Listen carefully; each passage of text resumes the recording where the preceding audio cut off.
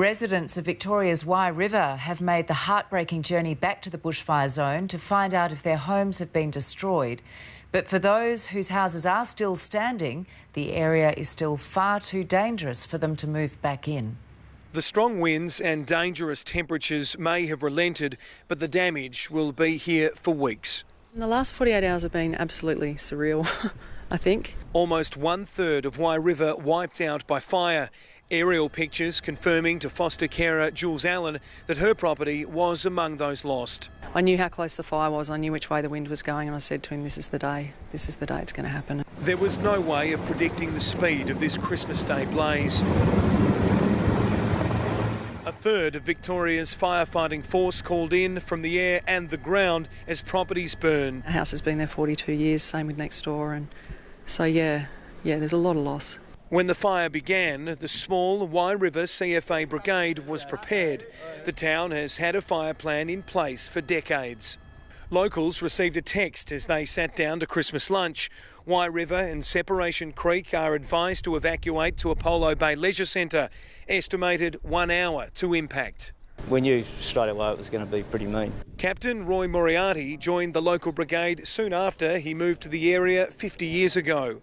We've got far more vegetation around here since the last fire was 1962. This morning, Wye River locals were bussed in to see the damage for the first time. I'm almost shaking as I'm talking, so I imagine it will hit me when I get there. But for some arriving at the relief centre hoping for passage to Separation Creek, it wasn't quite as easy. We're a bit disappointed to come down here today and then not get ourselves to Separation Creek. Bob built his house at Separation Creek himself 30 years ago.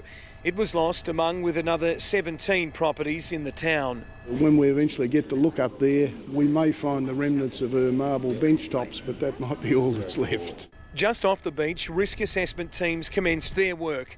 The Great Ocean Road is still closed, the chance of damaged trees falling from the cliff remaining a safety risk. We're keen to get Wye River open, we're keen to get the beach back operating. Digital mapping shows the scope of the 2,200 hectare fireground and the small pockets of coastline lucky to escape. The firefighters that were in this town on Christmas Day did an absolutely fantastic job. It's only once you're escorted inside the fireground that you get a true idea of just how powerful this fire was as it bore down on Christmas Day. You can see some of the damage in Wye River, with locals who won't be allowed back for some days still just staggered at how no lives were lost. At the end of the day, when we heard that the fire had gone through, the first question was, is everyone okay? And everyone is okay, and that's all that matters. And yet there is still much more work to do before the thoughts of these locals can properly turn to a happier new year. Seb Costello joins us now from Apollo Bay. Seb, what's the latest? Have firefighters now got it under control?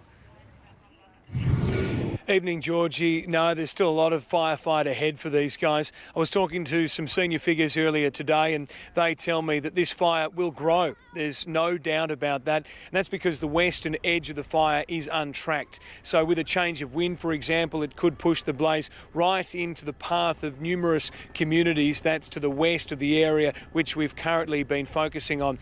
At the moment, Victoria's fire authorities are resting their key people. There's going to be a few mild days to come and then temperatures return to the high 30s at the end of next week. So that's when they need all hands on deck. All right, we appreciate the update, Seb. Thank you.